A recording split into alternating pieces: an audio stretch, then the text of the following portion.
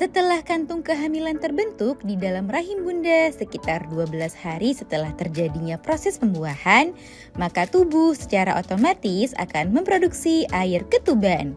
Air ketuban berperan sebagai pelindung bagi janin terhadap benturan di perut bunda. Selain itu, air ketuban juga membantu perkembangan janin selama berada di dalam kandungan seperti perkembangan otot, paru-paru, serta sistem pencernaan janin. Di trimester kedua, janin pun akan mulai bernafas dan dapat menelan cairan ketuban. Mengingat pentingnya cairan ketuban bagi tumbuh kembang janin, maka penting bagi bunda memantau kecukupan air ketuban. Hal ini karena meskipun kadar cairan ketuban diproduksi oleh tubuh secara otomatis, namun pada keadaan tertentu, kadang-kadang volume cairan ketuban bisa menjadi terlalu sedikit. Nah, pada edisi kali ini, Dunia Bunda akan membahasnya. Beberapa hal yang dapat menyebabkan air ketuban menjadi sedikit agar bunda lebih waspada. Yuk disimak bun! Sebelum dimulai, jangan lupa support channel ini dengan cara klik tombol subscribe yang ada di bawah agar Dunia Bunda semakin semangat menyampaikan informasi yang bermanfaat. 1. Adanya gangguan pada plasenta. Plasenta atau dikenal juga dengan ari-ari merupakan organ tubuh yang berperan vital dalam menjaga tumbuh kembang janin di dalam kandungan. Plasenta terhubung ke bayi yang sedang berkembang melalui struktur seperti tabung yang disebut tali pusat. Melalui tali pusat, plasenta menyediakan oksigen dan nutrisi bagi janin yang sedang berkembang. Jika terjadi gangguan pada plasenta, dapat menyebabkan cairan ketuban menjadi sedikit. Hal ini karena aliran darah dan asupan nutrisi untuk janin menjadi terhambat. Kondisi ini membuat produksi urin janin juga ikut terganggu yang dapat membuat cairan ketuban menjadi sedikit.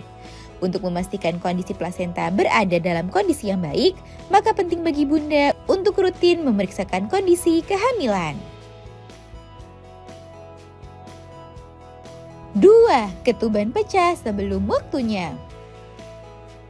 Pecah ketuban sebelum waktunya harus segera ditangani dengan cepat dan tepat. Hal ini karena cairan ketuban yang terus merembes keluar dapat mengurangi volume air ketuban yang tentunya membahayakan janin di dalam kandungan. Sehingga jika ketuban pecah dini atau pecahnya kantung ketuban secara tiba-tiba sebelum proses persalinan dimulai atau di bawah usia kehamilan 37 minggu, maka jangan ragu untuk segera menghubungi dokter kandungan atau bidan bunda.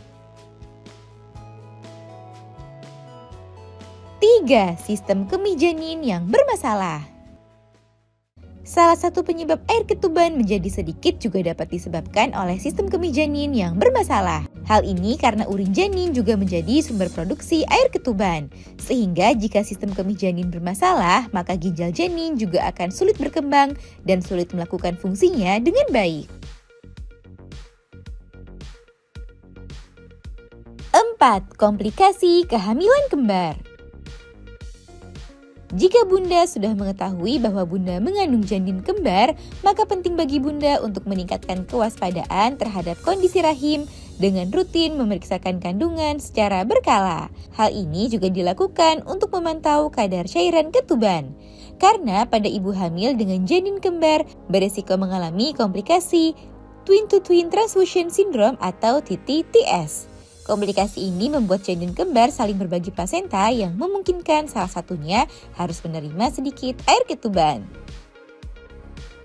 Nah itu dia bun, beberapa hal yang dapat menyebabkan air ketuban menjadi sedikit. Sebagai upaya pencegahan, bunda dapat menjadwalkan pemeriksaan USG secara rutin dan berkala. Hal ini karena tanda-tanda kondisi oligohydramnion atau kondisi air ketuban menjadi sedikit biasanya kerap ditemukan terjadi ketika memasuki masa 3 bulan terakhir kehamilan atau disebut dengan trimester ketiga kehamilan. Semoga informasi ini bermanfaat bun. Sekian.